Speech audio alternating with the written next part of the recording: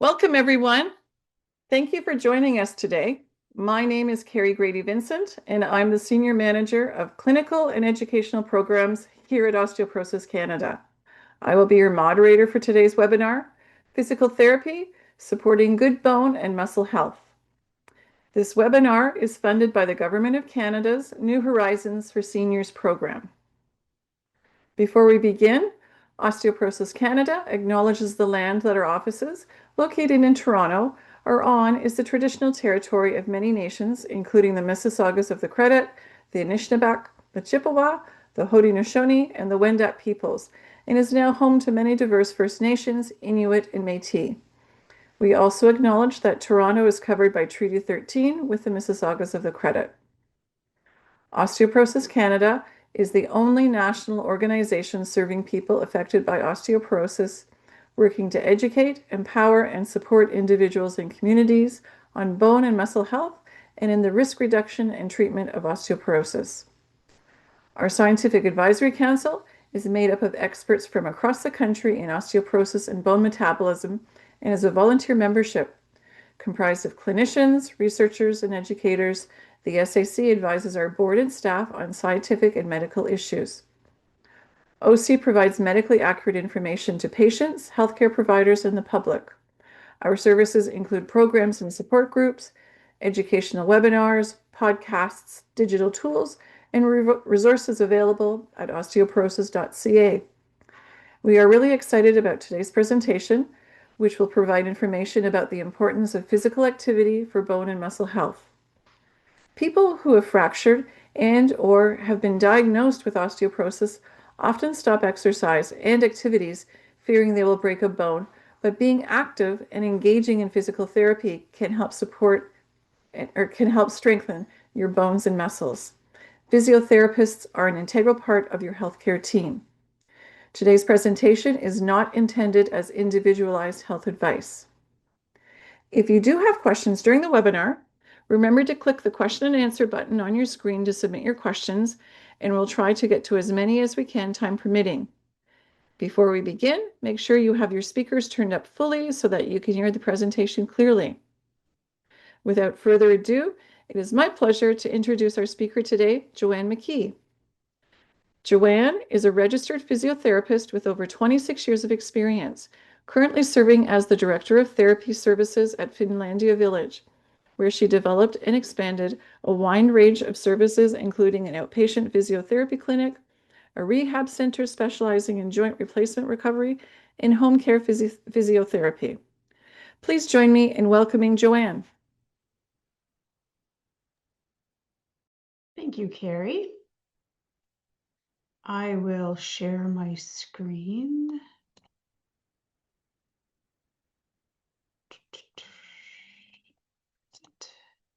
That's not it.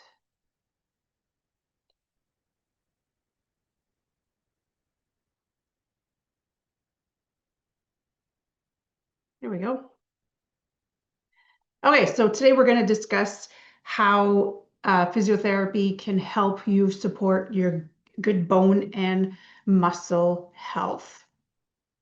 First off, for those of you that have never had the experience, to have to consult a physiotherapist, just to talk a little bit about what our profession is and what we do, we are an important part of the healthcare team.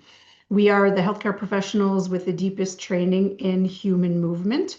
What we do is we assess how the body moves, compensates, and adapts. And more often than not, compensations and the way we adapt and change our movement is due to pain. So when pain occurs, you change the way you're doing things to avoid the pain. If it's in your legs, you're going to start limping. That in time will lead to certain muscles that are compensating. There's weaknesses and tight muscles that occur. Our job is to assess what's going on, what's causing these compensations, this change or this dysfunctional movement pattern that we get to pick up on through our assessments. Then we use targeted exercise, education, and hands-on care to restore efficient and functional movement.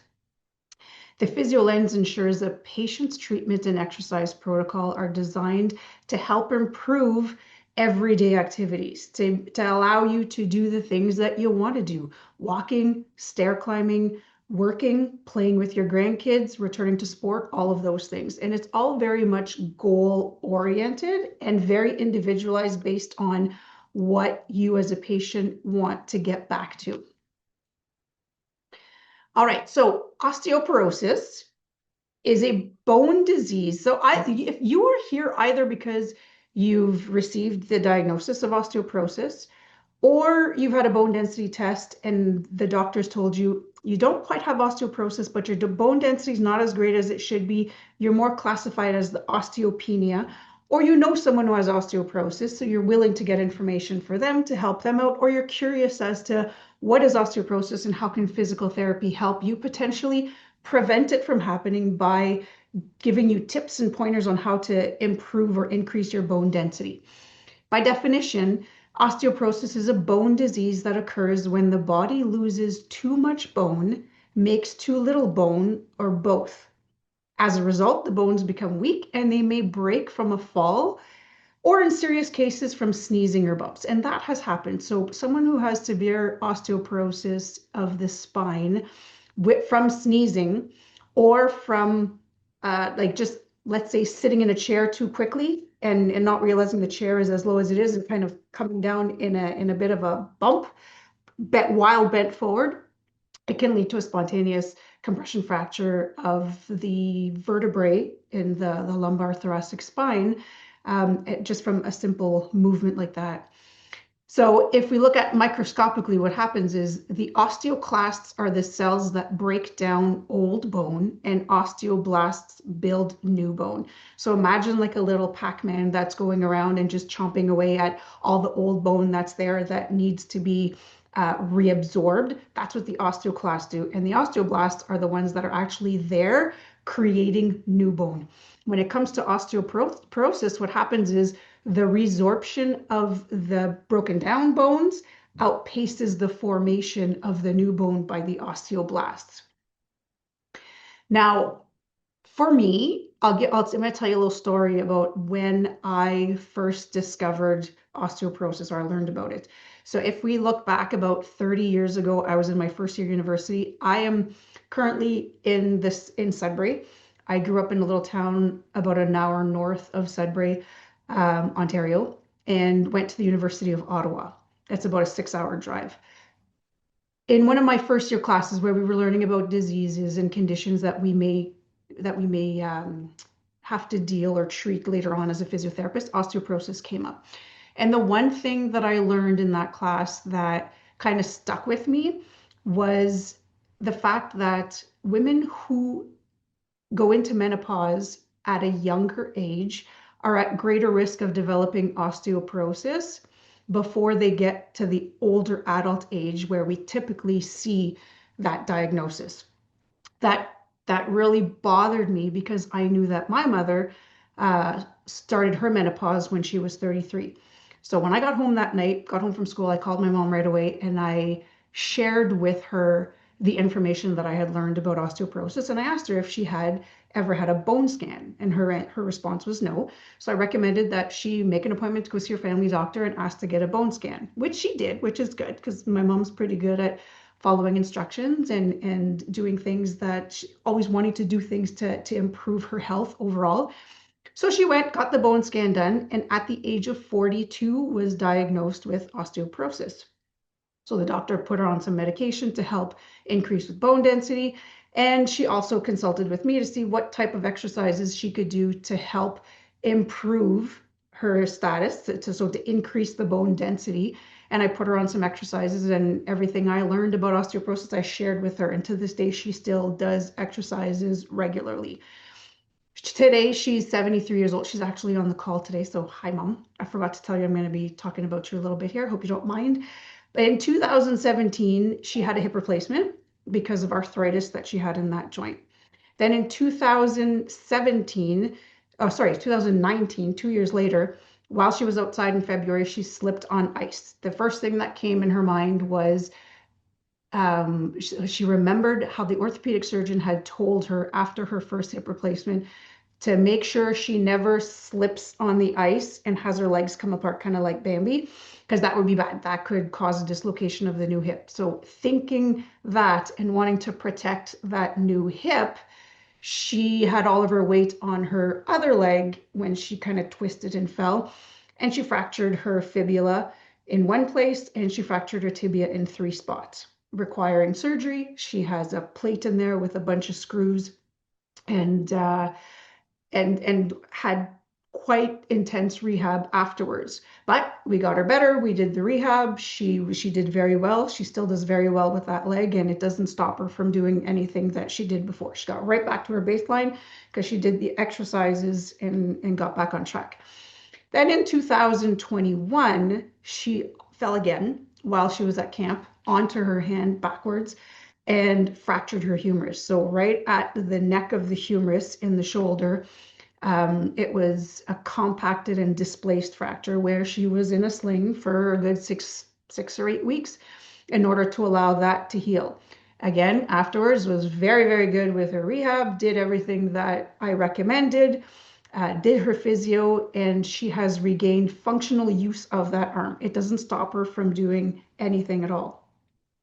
Also, prior to all of this, when I was much younger, I remember on more than one occasion she would fall and hurt her wrists, and has told us a few times that she thinks she broke it, but never went to get x-rays because she was a busy mom and was tough. So I think she just put up with the pain and just adapted and adjusted, but she feels that she probably broke her wrists a couple times too. All that to say that she has gone through quite a bit in terms of fractures and things of the sort. She has been doing exercises from probably before she even turned 42, because she was diagnosed with degenerative disc disease before then, and I had given her some exercises to help with that. So she's always been doing exercises, and what I want you to take out of this is, even though you put in the work with all of the tips that we gave you today, with you follow the doctor's instructions, you do all the exercises, things happen. You may end up with a fracture even though you're doing everything to prevent it. So long as you get back on track, get back into doing exercises, and really put the time into the rehab afterwards, there's no reason why you can't return to your baseline and continue being active and doing things that you did before. My mom is now a 73-year-old. She's a widow. She takes care of her drive. She has a double driveway. She has a snow blower, but she will shovel by hand the snow out of the way, and then just with the snow blower kind of push it over the snowbank, because to her that's a form of exercise. She will cut her lawn in the summertime. She has a wood stove, and she brings in her wood. She'll pile the wood in her shed in the summertime, and she'll bring the wood in every day with a wheelbarrow, because to her, it's not just a way of warming up her house. It's an exercise that she gets to do every day to stay fit. So by the time we're done today's presentation, what I'm hoping that you will be able to achieve, like for a goal, is that you're going to leave here saying that you learned something new, and also that you're going to understand why walking alone isn't enough to maximize bone health. I have a lot of patients that come to me that are surprised when I tell them that walking is not enough. That they feel, well, I walk 5 kilometers a day. Why do I have to do strengthening exercises? Why do I have to do balance exercises? Why do I have to do all of these other things? I'm walking. Isn't that the best exercise that's out there? We're going to talk a little bit today. We're going to talk a little bit today about why you want to do more than just walking if you're thinking bone health.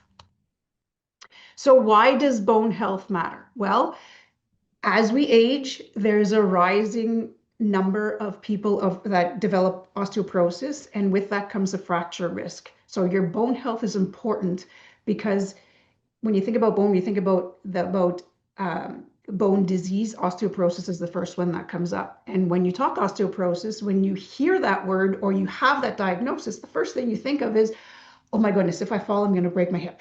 So fracture and osteoporosis go hand in hand, just like osteoporosis, fractures, and balance go hand in hand too. And we'll talk about that a little bit more in a bit. So the statistics show that 1 in 3 women and 1 in 5 men over 50 will experience an osteoporotic fracture. And the consequences of having a fracture are, one, the loss of independence.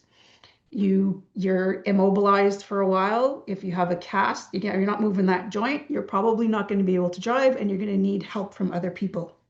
There's disability involved, and it puts an emotional toll on you and your loved ones if you need to ask them for help.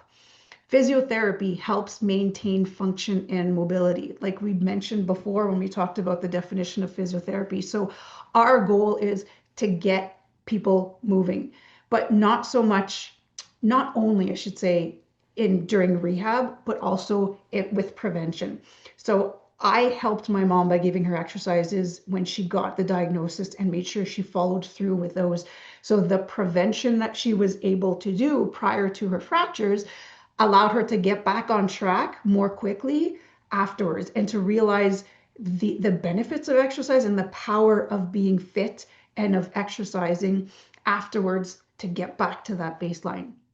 And the key concept that I want you to remember too is the term use it or lose it, that I'm sure you've all heard before at some point, applies not just to muscle, but to bone as well. So I use that term all the time. We have people here at Finlandia that live in their apartment, but we have a dining room. So those that wish to be on the meal plan can. So we have residents that are walking from their apartment to the dining room, sometimes 200 to 300 feet away, twice a day, twice per meal.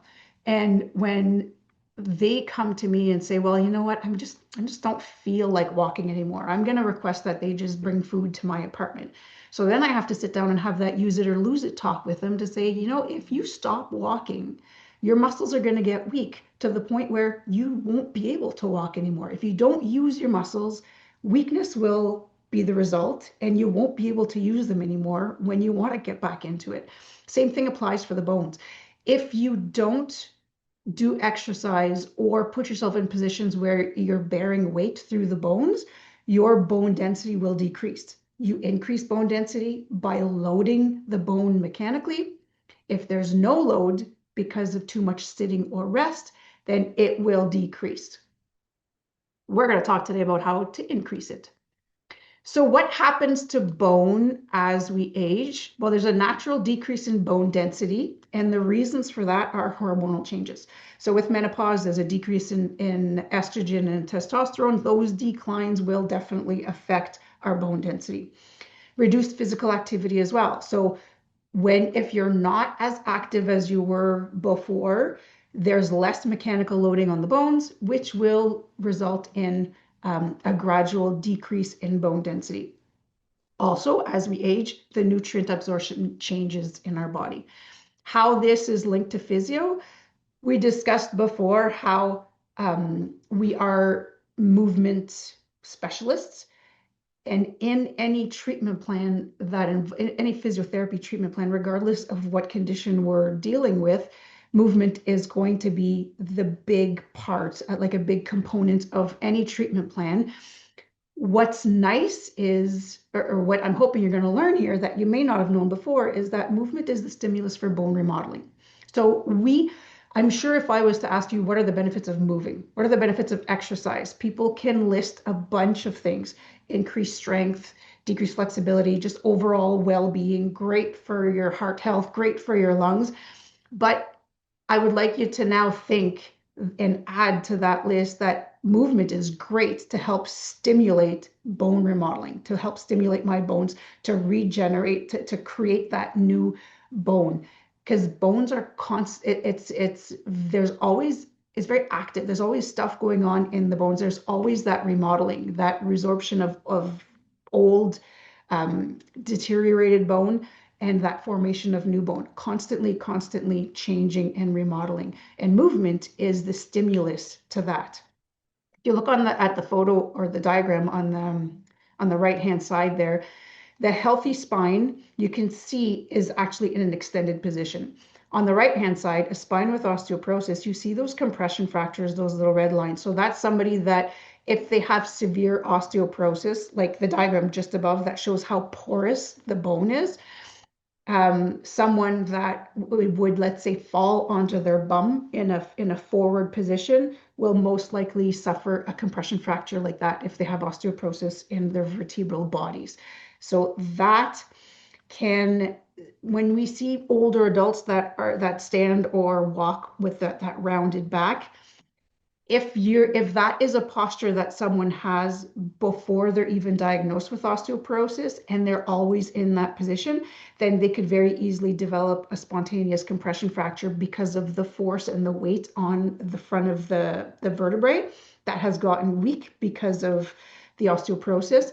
Or if someone falls and they suffer a compression fracture of the spine because of that fall, can end up having an exacerbated forward flexed position because of that fracture and have a hard time coming out of that position because the fracture is there. They will now be a little bit more flexed forward as a result.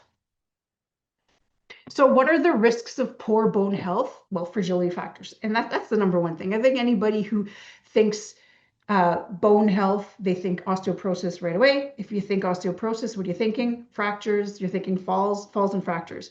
So the most common areas where we tend to see fractures are in the hip, the spine, the wrist, and the shoulder. So if we look back at the story of my mom, shoulder, yeah, it happened. Her wrist, more than once. Her spine, I would bet money that she does not have a compression fracture in her spine. And I think the reason why is that her posture is really, really good. She's got a very strong core. She works her core every day. And that was because of the degenerative disc disease diagnosis, where getting her core strong, getting her back muscle strong, she's been doing that for so long. And knowing the importance of good posture, she's avoided a spinal fracture for that reason. And then her hips, well, like I mentioned before, in 2017, she had her first hip replacement. And in 2022, she had the other hip replaced. So her hips are good. Post-fracture complications, there's always pain, there's immobility, and then if the patient's not able to return to their baseline for whatever reason, then long-term care could be one of the outcomes that is inevitable. And I'm sure a lot of people on the call now here today know someone that has fallen, fractured a hip, and were never able to return to living independently afterwards. It's actually quite common, but there are things that we can do to help prevent that. So falls and fractures are also something to keep in mind when we're thinking poor bone health, because bone health and balance go hand in hand. We kind of discussed it earlier. If you fall and if you have osteoporosis and you fall, your likelihood of fracturing is actually a lot more elevated compared to someone who doesn't have osteoporosis. And not every time, but a lot of times falls are related to poor balance. Sometimes it's just fluke, it's just something, it just happens. But overall, if your balance is not the greatest, you're definitely at higher risk of falling. The functional impact of that is that it's not just a broken bone, it's a loss of confidence to move. And that's that vicious circle of someone who's quite active, they walk around, let's say they go outside and they walk every day. Something happens, they fall, they break their hip. When they recover from the hip, they had surgery, they're recovering, they're doing well. That fear of falling again can prevent them from wanting to go back outside to walk. By not going back out and walking, their muscles are going to get weak. They will decondition overall. Deconditioning because of that fear will lead to them not wanting to go back out and exercise, which will lead to more deconditioning, and the fear increases even more because then their balance starts to get affected and they're weaker, their balance is poor, they can feel it, and the fear just keeps increasing. So that's that vicious circle that we need to try to break or stop by getting people involved in exercise and the whole every component of an ideal exercise program before fracture even occurs. And in the diagram down below, you see that fractured hip, and you see that they fixed it with 2 screws. What we've noticed as of late too is that a lot of orthopedic surgeons will choose to do a hip replacement depending on where the fracture is. But if it's the head or the neck of the femur, sometimes they'll just do a hip replacement because patients can weight bear and start walking a lot more sooner than if they have the rod or just the screws to fix that fracture. So thinking rehab, they will sometimes opt for that replacement instead. So what can we do about all this information we learned about fractures and bone health? Well, before we get into exercises, which is my specialty, we're going to talk a bit about lifestyle and education because that's also very important. So nutrition basics, most people, if you Google, what can I just got diagnosed with osteoporosis, what can I do? You're going to see tons of stuff that tells you you got to take calcium and you got to take vitamin D to help your bones. For good bone health, you should have X amount of calcium and vitamin D. So you'll have recommendations for supplements or foods that are high in those two vitamins.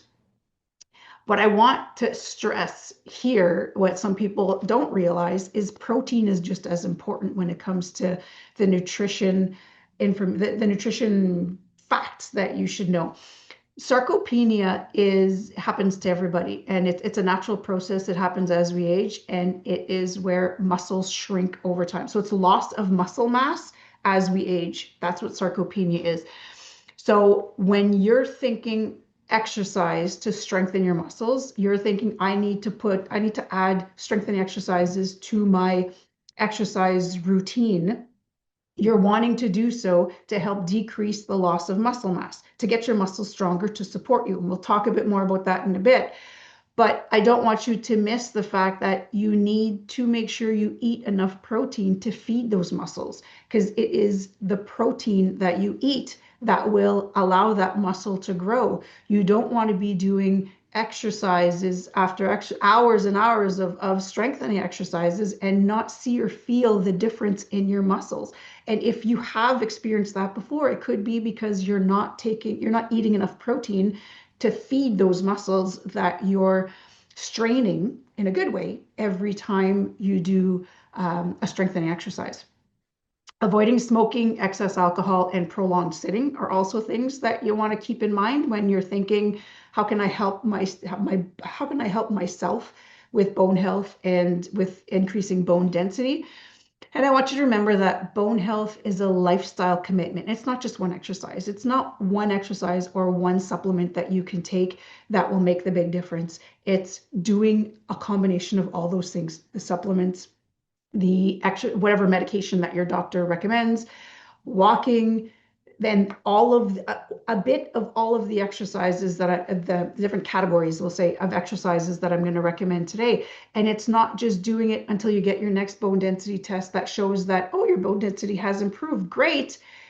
Because if you stop that, you're going to go right back down to where you were before. So it's committing to changing your lifestyle, knowing that you are helping increase your bone density it's more than even just bone health. It's just an overall feeling of better well-being because you're stronger, you're more fit, and you have that confidence in movement that you're less at risk of falling. Not just because you're stronger, but you have that confidence that you are more able to because you put the time and effort into it. So physiotherapy focuses on building bone strength. And when we say bone strength, we mean like the density of the bone, reducing fracture risk and supporting safe and confident movement. That's what we want. That is our goal. How do we do it? By prescribing weight bearing and resistance training exercises, by giving posture and spinal health, talking about balance and falls prevention strategies, pain management, and within that, we're explaining the difference between hurt versus harm. So to have some pain when you're exercising is normal and is okay. To push yourself to the point where the pain is unbearable and you're suffering for a couple of days afterwards, that's the harm part where you could be causing more damage and doing more bad than good. So hurt versus harm is something that I want everybody to keep in mind when you're doing something new. And then movement prescription, meaning, and by that, I kept it vague because like we said before, movement equals a stimulus for bone remodeling. Any movement is better than no movement. Doing anything upright, standing, is better than sitting for 2-3 hours at a time. And an individualized approach is always key for adherence and outcomes. So if someone tells me that I'm not going to put together an exercise program for someone where they're laying on their stomach, if they tell me I've not laid on my stomach for like 15 years, ever since I had some abdominal surgery. I've never laid on my stomach. I'm not going to give them exercises in that position because they're not going to do them because they don't enjoy being on their stomach. Like I would not give someone who sits all day. I'm talking even like the people who are still working, someone who's sitting all day because of their work. I'm not going to give them, I'm not going to prescribe a cardio exercise where they're sitting on a bicycle for cardio because they've been doing that all day. I'll get them to go for a walk or do something on a treadmill or do things in standing, a video of a standing like aerobic exercise program. Whereas someone who's standing all day, I'll give the example of an RPN or a nurse or ultrasound technician, people who are standing all day long. If they're coming to me and wanting to have an exercise program that they can do after work, I'm not going to tell them to jump on the treadmill and go walk another 2,000 steps. They've been standing all day. For them, I'm going to recommend swimming or doing the stationary bicycle or going for a bike ride, something like that. So we always want to make sure that we are finding exercises that fit someone's lifestyle and we listen to their likes and dislikes so that they adhere to it.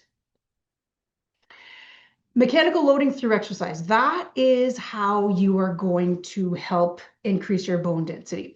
It is the most effective non-pharmacological strategy to increase bone density. The mechanical stress on bones, what happens is it stimulates the osteogenic loading, which is a signal used to activate the osteoblasts to begin depositing calcium and other minerals, hence creating new bone.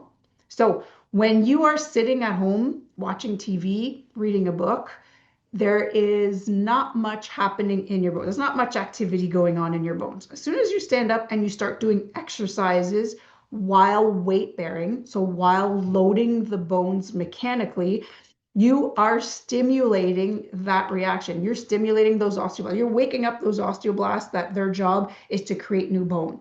The osteoclasts that eat away and absorb the broken down bone, that's constantly happening. That happens all. They have no trouble doing their job. They have no problems there. It's the osteoblast. When you have osteoporosis, the osteoblasts need to get a little kick in the butt to get going. And mechanical loading through exercise is what will do that, which will stimulate that along with movement. So examples of mechanical loading are walking, marching, stair climbing, hopping. So let's say like today in Sudbury, there's a huge snowstorm outside. So let's say you're someone who likes to go walk outside with your boot grip so you don't fall. But today is one of those days that you are not even going to attempt it. You could still do a cardio exercise, like do a bout of cardio exercises by loading your bones mechanically, by just walking around your house, marching, so you're lifting your knees really high. Stair climbing, when you're going up the stairs, is doing it with a little bit of pep, like almost running and feeling yourself really like going a little bit harder, or just standing and hopping in place. Those are all things that you could do on the spot, anytime, anywhere, and you're loading your bones while you're doing that, helping bone density. So now strength training is the component that a lot of people miss, or they don't understand the importance, so they don't do it. They don't like it. They don't enjoy doing it. They don't know what to do. And it's easy to just say, oh, well, I don't need that. I walk all the time. I walk every day. But I'm going to explain to you why you don't want to forget the strength training when it comes to thinking about bone health and an exercise program that you want to do daily or every other day.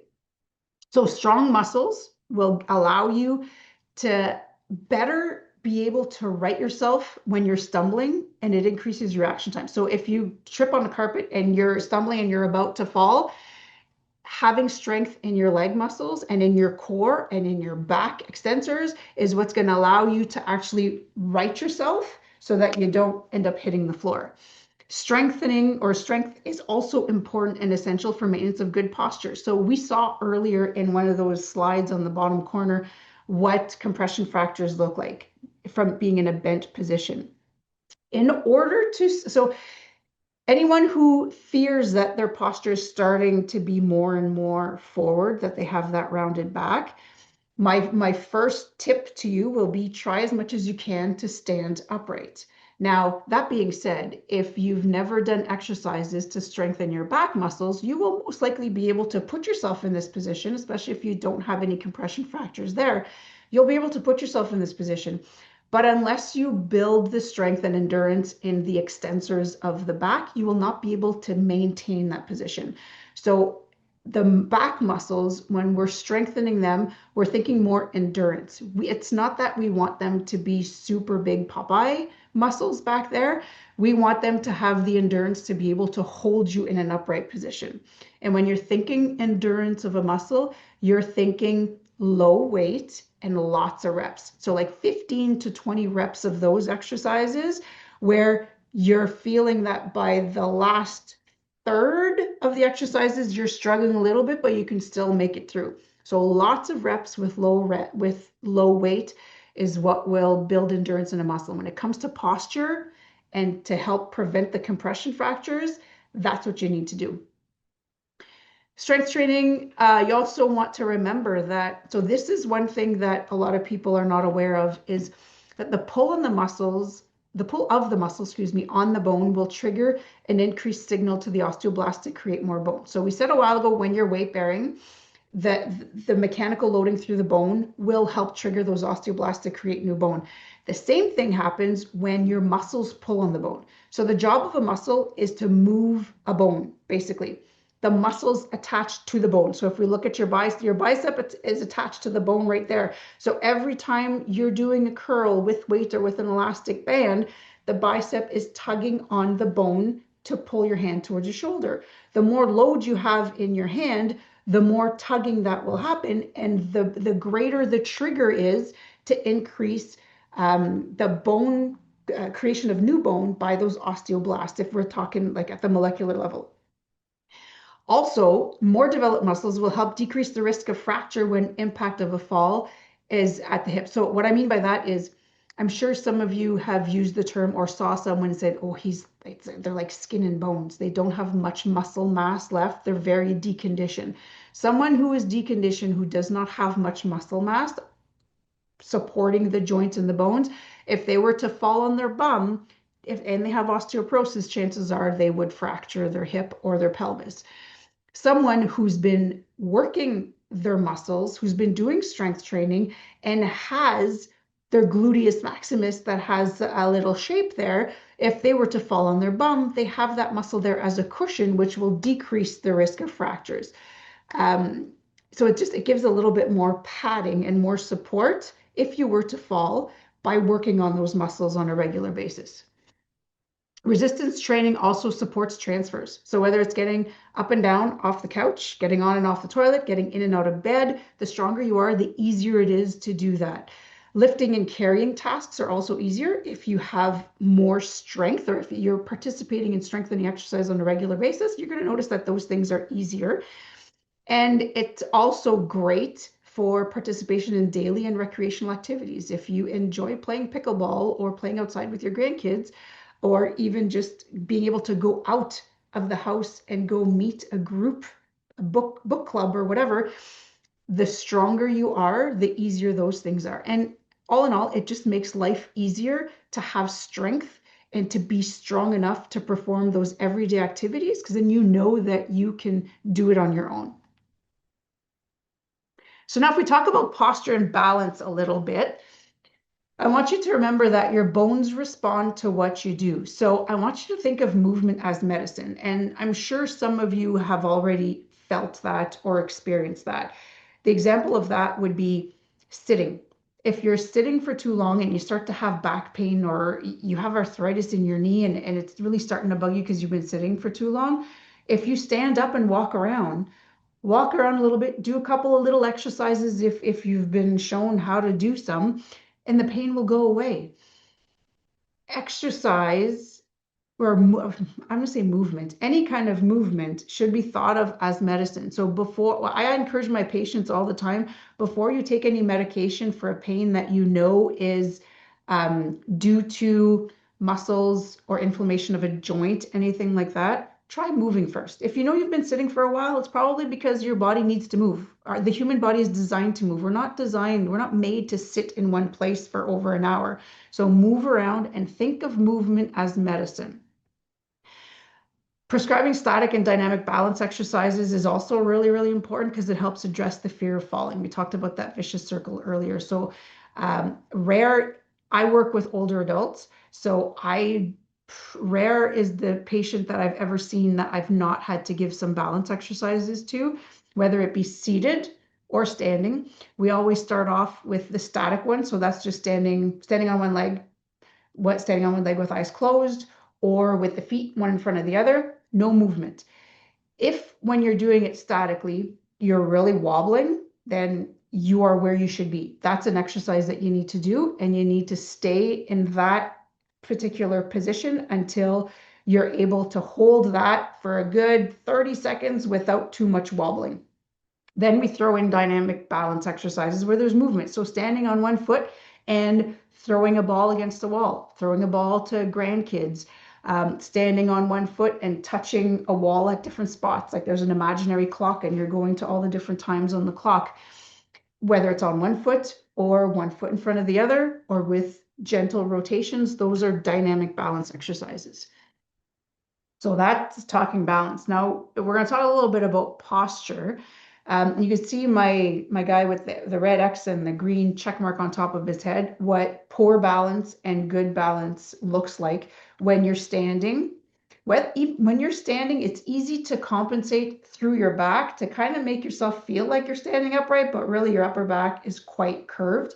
If you start walking when you're in that position curved forward, you could see the first man there with the red on top of his head. He's leaning forward to the point where his center of gravity is in front of him, which means that he's very much more prone to tumble forward if he happens to catch his foot or stumble on something. His momentum is already in front of his center of gravity, so it increases risk of falling. So that's why posture is so important. It's not just to prevent the compression fractures, but that in itself, without even talking about balance exercises, just correcting posture will help decrease your falls if you're someone who's already standing in that forward flex position.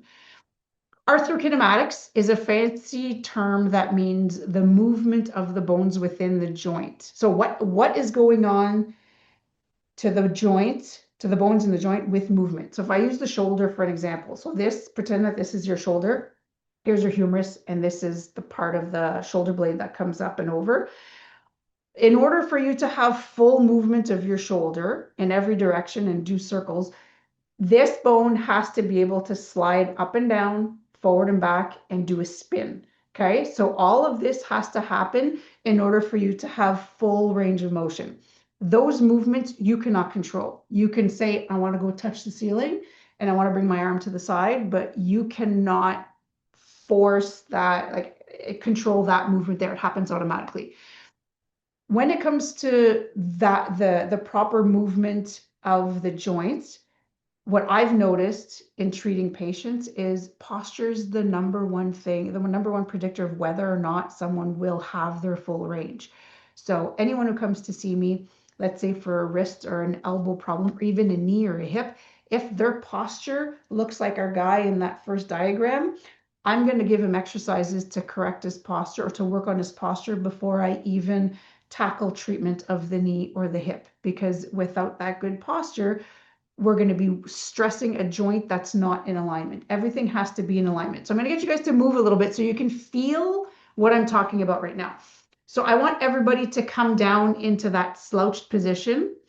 And then from here, lift your arms up towards the ceiling. So go as high as you can and feel how stuck and limited you are at about, you're probably going to be like me, stuck at that position. If you've never had shoulder issues, you're going to be stuck about there. Now bring your arms down. I want you to straighten up and stand nice and tall like our guy with the green arrow. And then do that again. Bring your arms up. Chances are you can go a whole lot further after you've corrected your posture. Excuse me, and you've put yourself completely upright.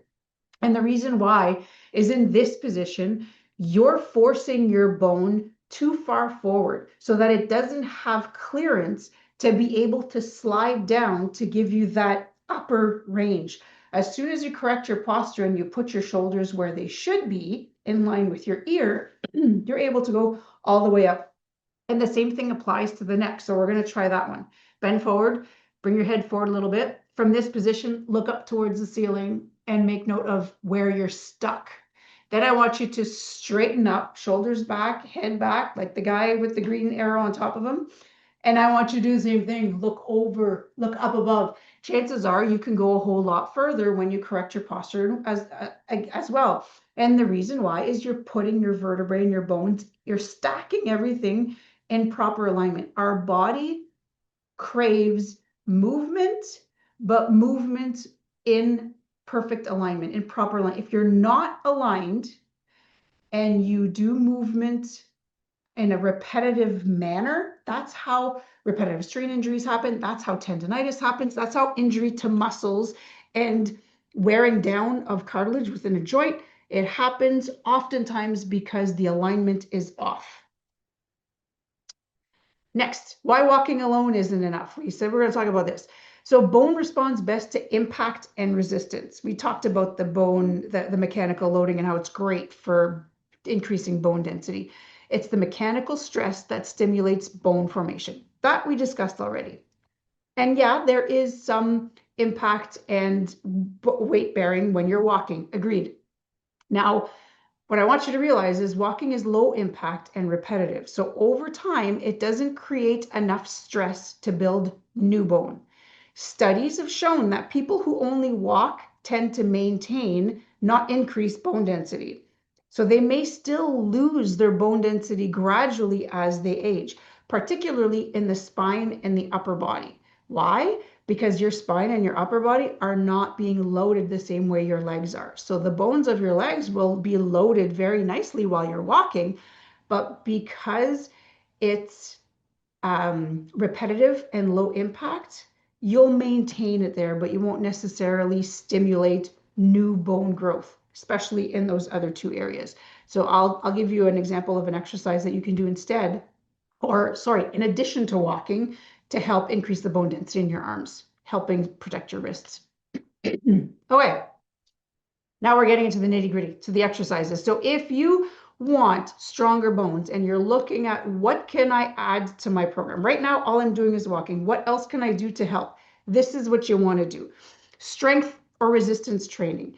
A couple times a week, 2 to 3 sets, 12 to 15 reps per set. And this is if you want your muscles to get stronger. If you want to do endurance, like we talked before, you're going to want to do more like 20 reps and a lower weight.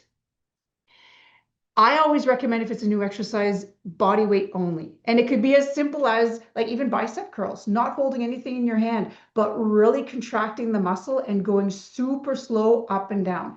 When you find that that's gotten too easy, then grab hand weights like our guy in the upper right corner with his pink weights. So you can use hand weights to do it, or you can use resistance bands.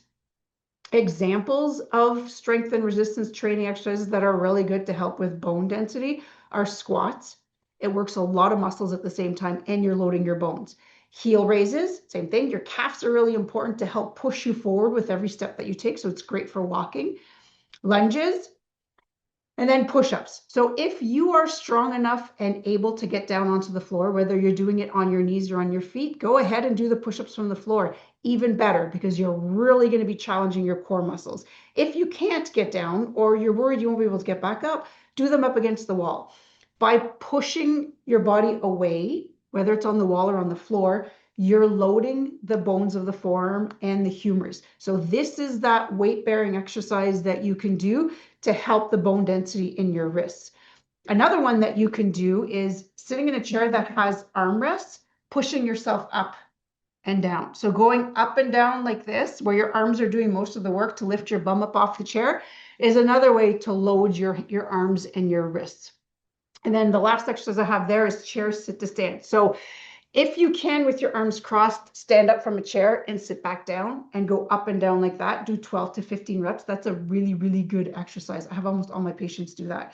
If you can't do it with your arms crossed, you use your hands to help and go from 2 to 1 to eventually without it all. Really works the core well, and it's a great multi-muscle exercise, a compound exercise.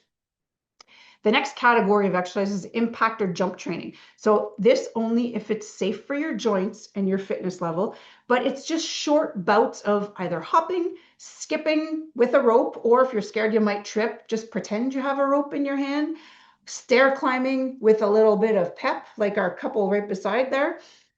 All of those exercises can help increase bone stimulation more than just walking. So the strengthening exercises we had in the first category, you're going to be loading the bones when you're doing that, but you need to add a little bit of impact and jump training to that too. And it doesn't have to be long. It could be 30 seconds, 30 seconds to a minute before your workout. And at the end is plenty to load the bones, to get them ready for the strength training that's coming, and to kind of settle things down at the end to give you that last little bit of challenge before you're done. Then another group of exercises that you want to do is some balance and posture work. So we already discussed how posture is super important. Balance is also important because you don't want to fall. If your balance is not great, you're at greater risk of falling and you could fracture. Yoga, Tai Chi, and any kind of single leg balance drills are really important, are really good to help reduce falls. Tai Chi is great because it's slow move, it's in standing, and it's slow movements that have you weight shifting from one leg to the other, front and back and side to side, and it's really good for the core. Yoga is also good, but you got to be careful because my lady with the pink tights there in the first diagram, the caricature there, she's in really extreme extension of her low back. I would not want someone with severe osteoporosis to get into that position. You probably wouldn't be able to, but it would be painful and you could cause some damage that you don't want to. So and same thing as the third lady here, where she's coming up into rotation. She's not rotated too much, but I know that yoga pose and they have you twist all the way and look up towards the ceiling. So when it comes to yoga, do not go into extreme movements of flexion of the spine, of extension of the spine, or in extremes of rotation. What I recommend to all of my patients, and we have exercise classes here, is chair yoga. So they're doing yoga type exercises in a chair where they're getting those benefits without actually going to the extreme and decreasing the risk of falling, because a lot of people who have poor balance are not able to get into a lot of those yoga poses. So my take-home message before I finish is that walking is good for maintaining bone health, but not enough to increase bone density on its own. The best results come from combining walking with strength, impact, and balance training. For any additional information, osteoporosis.ca is a great resource. They have a lot of information on there. If you haven't already checked them out, but you probably have if you found this webinar. Too Fit to Fracture is something that they have that goes through all, they have information that you can look up, but they also have exercise videos that you can follow if you're not sure where to start or how many reps or if you're using the right form or technique. That's a great place to go.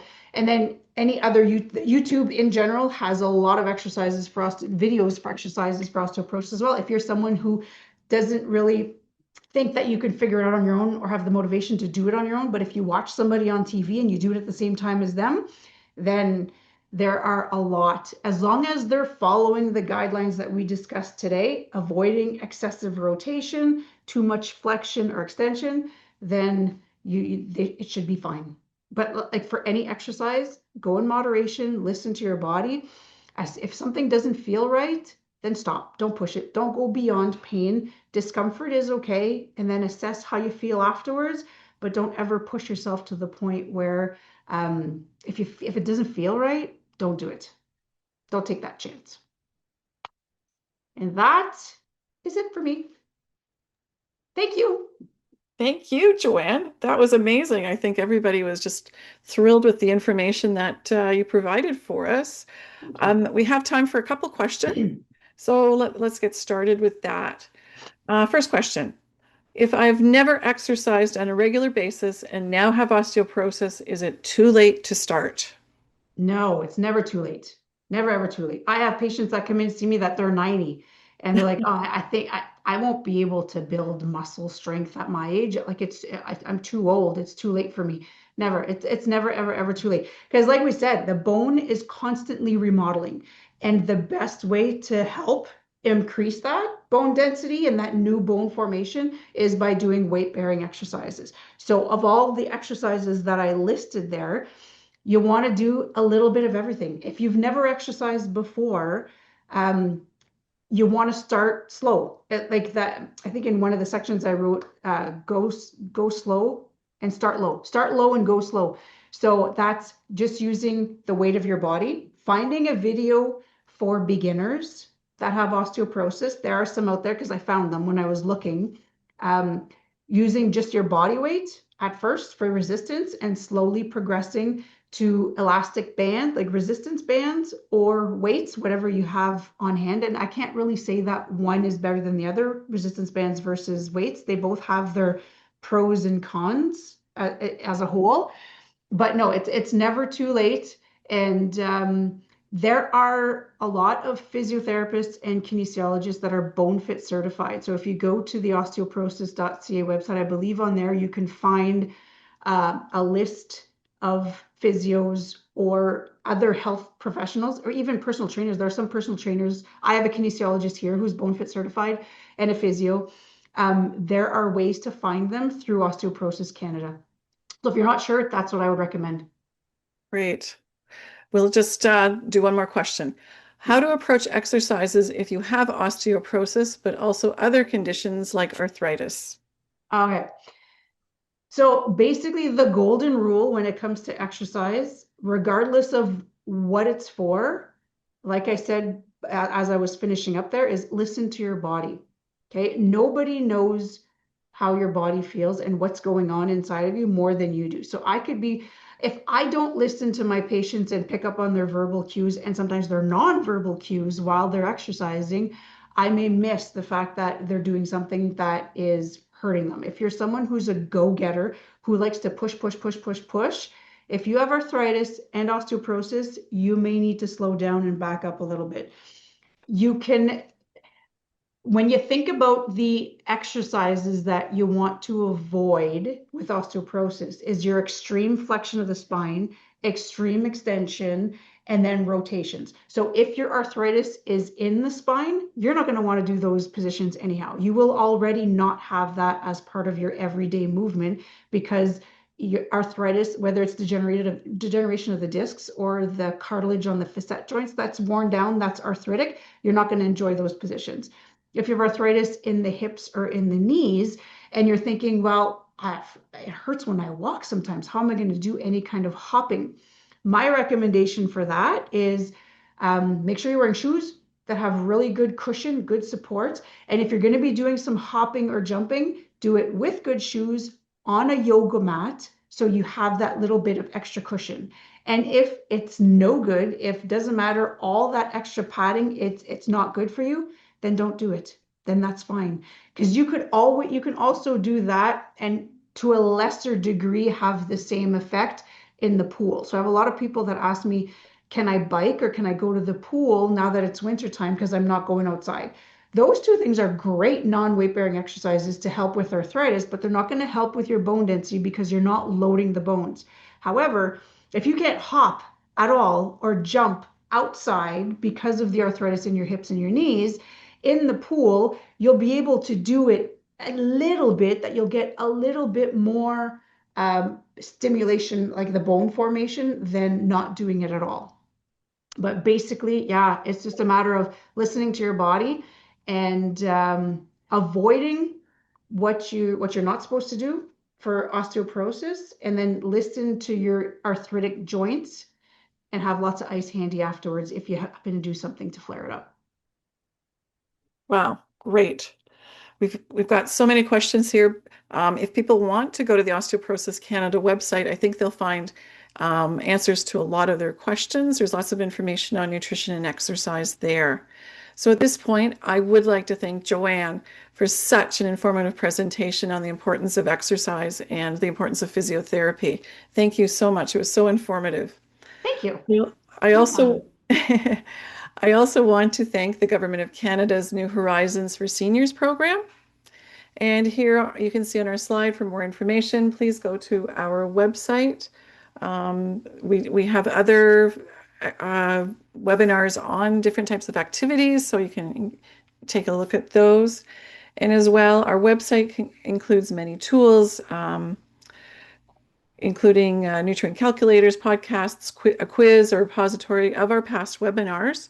And we also have 2 webinars coming up. There's one, I think it's tomorrow, yeah, Wednesday, February the 11th. It's a cooking demo.